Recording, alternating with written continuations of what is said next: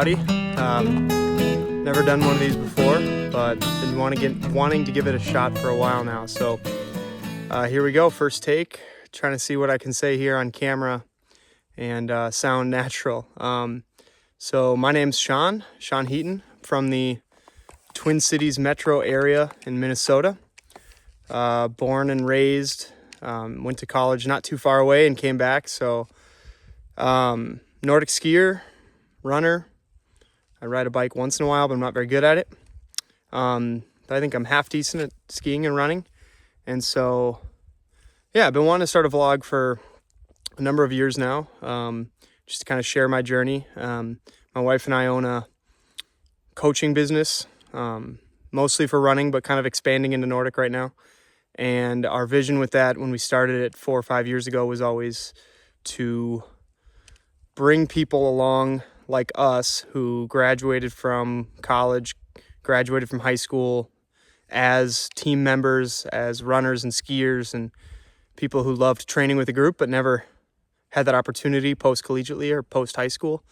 And so part of me wanting to start this vlog is just to share what it's like to train alone as an adult and train with people as an adult, and what it's like to find people and train hard and keep that competitive spirit alive, because that can be pretty hard when you become an adult. And just a couple of years ago, my wife and I had our first kid. And so, what does that look like to become a parent and keep competing at a high level? Whatever that high level is, whether that's, professional for some people, total amateur for others, or somewhere in between for most of us, right? And I think that's where we land, is somewhere that in between. I don't want to be a regular skier, but I'm not quite at that level of making it a profession. So this is us trying to, split the difference. So yeah, thought I'd bring you along. I just never knew when to start this, so I figured today was the day. Right now, it just felt right. I don't usually bring my phone out when I exercise, but it's so beautiful, I figured this was the day. So right now, although I'm from the Twin Cities metro area, this is Cable, Wisconsin. I'm out in the middle of the woods, not too far from their chalet, their new trailhead building. I don't know what they call it. I should figure that out for this video, but I haven't been on this trail before. It just shoots up right past behind the new chalet building, and it's just freaking gorgeous. There's no one out here. Bunch of snowfall all weekend. I've been out here for a couple days, and it's just been like a snow globe here. So all the trees are covered. And yeah, I'm going to start updating on my training, just mostly for my own records. But, I'll try to get some shots of out here. This is Sunday afternoon at this point, and I've skied. This is my 4th ski since being out here. So I'm kind of tired. I figured there's a good day to get the camera out and just ski around and take some videos of myself. Yeah, I'll update you guys maybe throughout this video of where I've been, where I'm going, and what the goal is this season and what the goal is in the next couple seasons. And hopefully I can commit to this and make it a thing.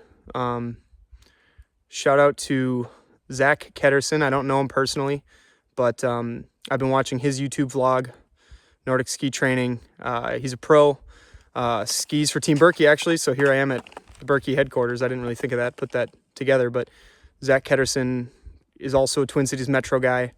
I was a couple years older than him, and I skied against him because I would have been at the same state meet as him, but he decimated us. I think it was my senior year. He was the first year he won state, and he just crushed everyone. So I know him by association perhaps, but it's been fun to stumble upon his YouTube channel, be inspired by him, learn a lot already from him. I edit my training because of it, because I come from a running background, so it's been fun to learn a little bit more about ski-specific training from him. And yeah, so shout out to Zach Ketterson. Hopefully this makes it across your desk at some point. All right, so I'll bring you along. I'll make a couple stops along this ski and tell you guys some of my plans.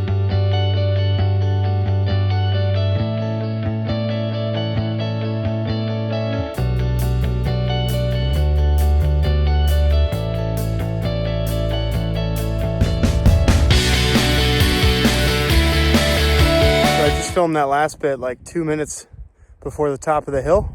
Thought it was really pretty, but I didn't realize how far I had climbed. So I'm up on top of the old ski hill.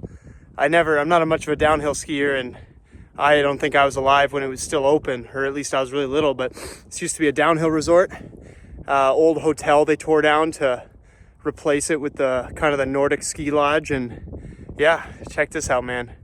Just forest forever. Boreal forest, coniferous. I was gonna say this later, I was gonna find a cool shot of it out on the trail, and maybe I will, but one thing I love about the Birkie trails is the mixture of different tree species out here. You'll ski through pine for like a K, and then all of a sudden you'll be in aspen, and then you'll be in some old growth forest, and then some new growth forest, and it's just super cool how much diversity there is here in the tree species. So yeah, up here at the top. So we'll go down and try to get a video.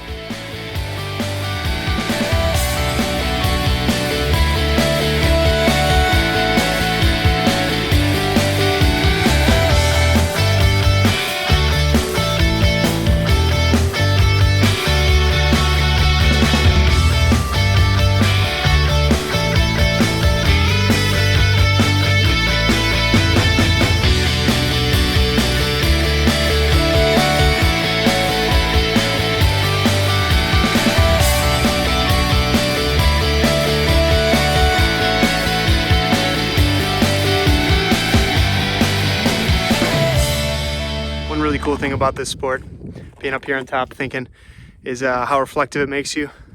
It's just so peaceful. So there's two things that come to mind up here, top of the mountain, freezing cold. It's like -6 Fahrenheit, and I'm just warm and happy to be up here, which is fun because you're exercising, working up a sweat. But B is that it's so quiet. It really forces you to think. Or at least gives you the opportunity to.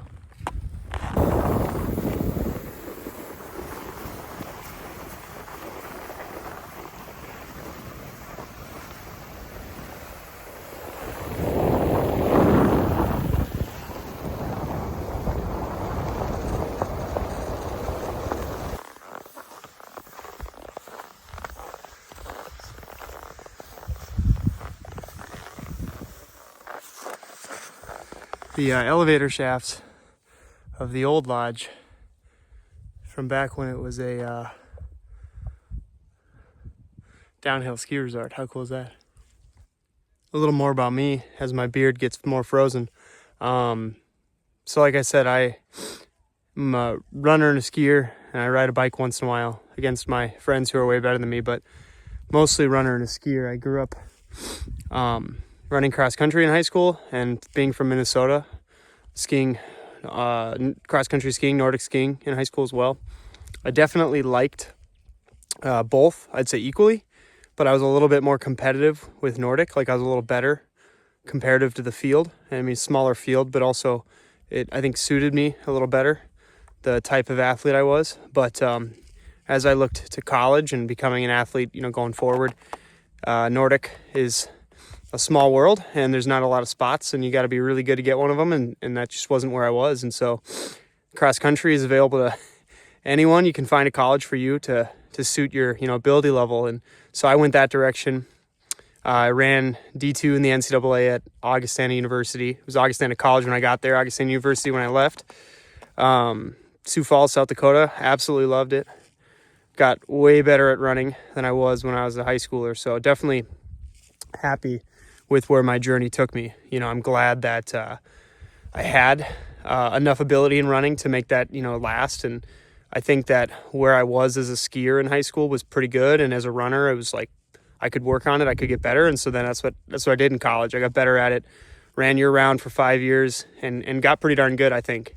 But ever since graduating, coming home to Minnesota and here in Cable and Wisconsin is, just the goal has been more about skiing, because I think I didn't top out. I'm sure I could have kept going and run a couple faster 5Ks or whatnot, but I kind of got most of myself out of running. I think I got pretty close to the maximum of my capacity, but I didn't get to do that in high school skiing. So it's been really fun to come home, grow up, and dive back into this sport, and it's been really rewarding so far. Couple highs, definitely a couple lows in the last, let's see, it's 2026 right now, and I graduated in 2019. So in the last, I could do math on camera, embarrass myself. 6 6 years or so, because it's just the start of 26 now. So I think I've had 6 Berkeys, and I missed one, but yeah.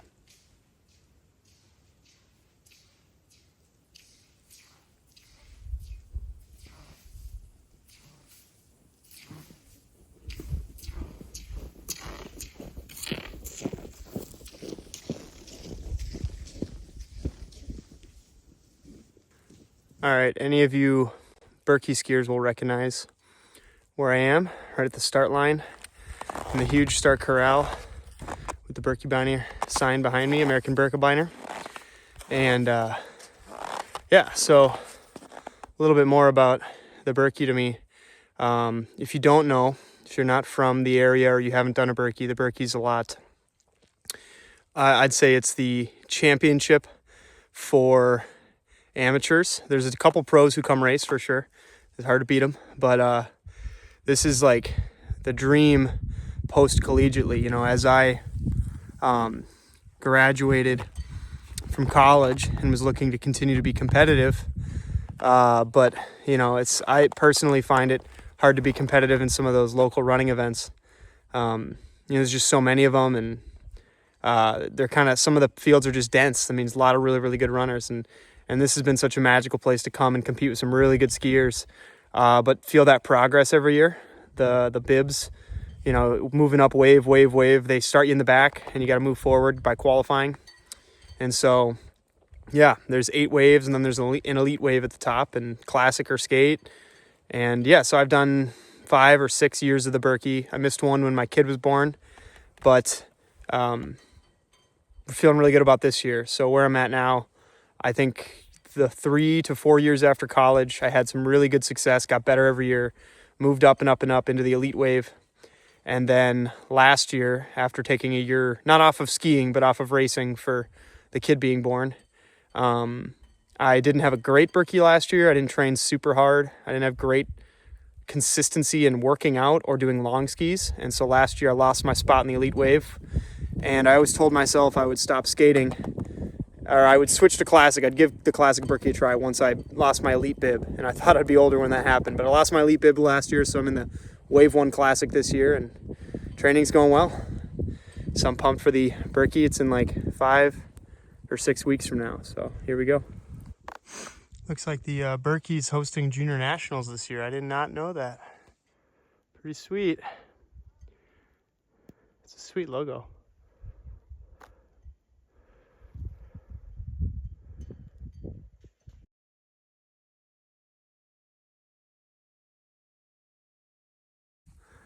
Couple thoughts here as I get close to wrapping up today's ski. I'm just doing like an hour easy at this point because filming all this took a while, which is fun. I told my wife if I ever started this vlog or any sort of video thing about my training, I'd call it Chasing Snow. And sadly, but the reality of living in a city with, you know, heat island effect and just the changing climate is that we don't always get good snow. Some years we do.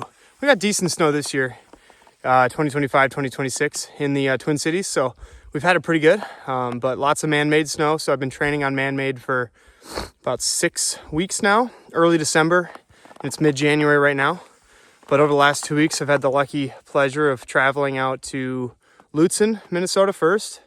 Sugarbush Trail, got out some natural snow there, and then this weekend here at Cable. So, you know, you got to chase snow to get good training, and it's been great out here this weekend. And it's just, like I said, a snow globe. It's just snowing. It's been snowing for 48 hours straight, it feels like. And yeah, out here chasing snow. The other main thing that I've been preaching lately to myself and to people who will listen is the commitment to the Tuesday workout. So I'll tell you a little bit about my training this season in a bit, but the biggest thing for me this season that has made me feel fit again after a couple of years of kind of slumping is the Tuesday workout, committing to one solid workout a week. You know, I think in an ideal world, you'd have two really good workouts a week in a long ski, but as a busy adult, I think it's too easy to say all or nothing, 2 workouts a week or 0.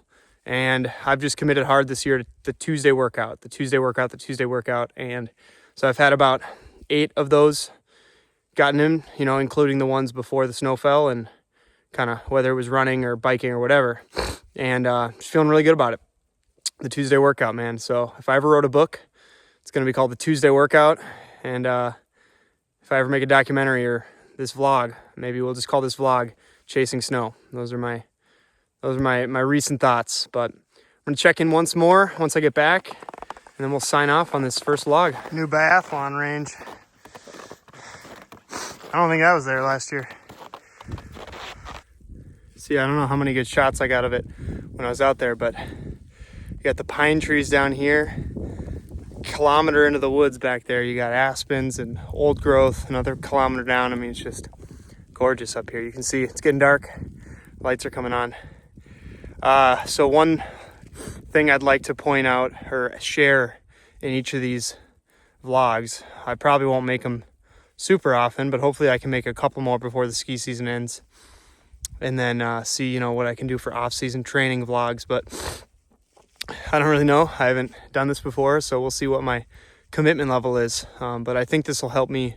You know, one of the reasons I want to do this is to help myself train and hold myself accountable. You know, things like Strava have helped me hold myself accountable just because I'm posting my workouts, not even to look at, you know, what people say about them or anything like that. Just having it out there helps. So I think this video will help. One of my high school athletes did this this fall cross country, so shout out to him for giving me the courage to do this, because I've been thinking about it for a while. But every time I make one of these, I just want to share what a week of training looks like, or what a cycle of training looks like, because that's one of the reasons, you know, I think a lot of people don't get into this at an older age is they're a little scared, or they don't know what's going on or what they should do. So I work in a 7-day training cycle because I love the week. Just how I've always trained in high school and college. It's how my coaches always did it. I know that some people like a 10-day training cycle, or Zach Ketterson, you know, on his video was saying 4-day training cycle. Some people do whatever. There's, you know, tons of trains of thought. But I just do 7 because I have a, you know, full-time job, and I work in a 7-day cycle, and I live in a 7-day cycle. And so it just works for me athletically to keep my brain that way. So I do Monday to Sunday. Sunday's the last day of the cycle. And in that 7-day week, I get 1 workout in, usually Tuesday. I try to get 1 long ski. Honestly, don't always get it, but some weeks I get 2 in. Like today I got 2 in. Last week I got only 1 in. And then before that, I don't think I did a long ski that week. So I try to get a long ski in. That's really where your training's gonna, you know, come alive. So it feels good to start getting those getting those going. And then so that's 1 workout, 1 long ski, and then I try to ski. Ideally, it'd be 5 other days easy, but in reality for me, it's usually 3 or 4 easy days. 1 day off is nice. Sometimes I take 2. You know, life gets in the way, but if it's not too busy and I'm kind of busy, I'll get a bike in the basement or something like that. But right now, I've been rocking about 5 or 6 days of training per week, 1 workout, 1 long ski, a bunch of easy skis other than that. You know, in an ideal world, I'd like to do 2 workouts a week and a long ski. In a really ideal world, it'd probably be 2 workouts, 2 long skis, and some easy skis. No days off, but that's where I'm at right now. So I'm hoping to grow over the next couple of years and find more time for this. But glad to be doing it now.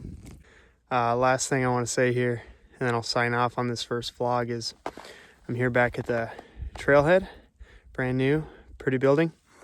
They did a really good job with this. They've clearly put a lot of money out here.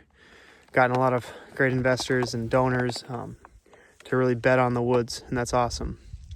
So shout out to the Berkey. But you know, I really wanted to put this together for a couple reasons. One being that the reason my wife and I started this all those years ago, 4 or 5 years ago, was to convince people or show people it was possible to train as an adult and take things seriously and do hard things. And so hopefully this type of vlog can convince you guys that that's possible, to do hard things and go all in as an adult. I wanted to say that if you're interested in training and you're looking for a coach, that's our main business model is coaching athletes, adult athletes. So if you're interested, look out for us on amateurathletics.net, or you can reach out to us through the Instagram page or whatnot. I'm not super keen on how it all works. My wife is the real all-in business mogul of the amateur athletics, but I'm starting this kind of ski end of things. So we coach runners, mainly right now runners, but skiers, cyclists, triathletes. We'll help you out with any of your endurance needs, but runners, trail runners, marathoners, 5K, track, roads, whatever, skiing, short, long, whatever it is, Berkey, we'll get you going. But the only thing we ask is that, we don't care what your ability level is, if it's beginner or advanced, if it's semi-pro or post-collegiate. We just ask that you're all in, because that's kind of our clientele, is people who do hard things and aren't afraid to make some sacrifices to do hard things. So,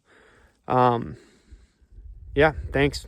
And then lastly, I'll just say thanks to my wife for starting this whole thing, starting the business. The amateur athletics is really her big endeavor, and it's been fun to watch it grow. And so now hopefully we can grow into the skiing community and the ski world like I've always loved. And thank you to some of my inspirations to make this vlog. I'm obsessed with YouTube. I don't do much social media, but I consume a ton of YouTube, and so I already mentioned Zach Ketterson. His YouTube channel has been sweet. I just started watching it maybe a month ago, and he's been making videos for about a year. But also bigger channels in the non-skiing world, like Burn Peak, Seth's Bike Hacks. That one I've been watching for a lot of years. Phil Guyman's Worst Retirement Ever has really been inspiring over the years. And I'm sure there's a ton more that I've just been obsessed with. Stuff like Adam Savage's Tested. I love woodworking. That's just a hobby of mine. But like just that type of vlog, like bringing people along with what the real hobby or enthusiasm, or what does it mean to be an enthusiast and an obsessive in a world of whatever that is. Skiing, biking, woodworking. So running. So thanks, guys. We'll see how much of this makes the cut. I've never edited a video before, so see you later.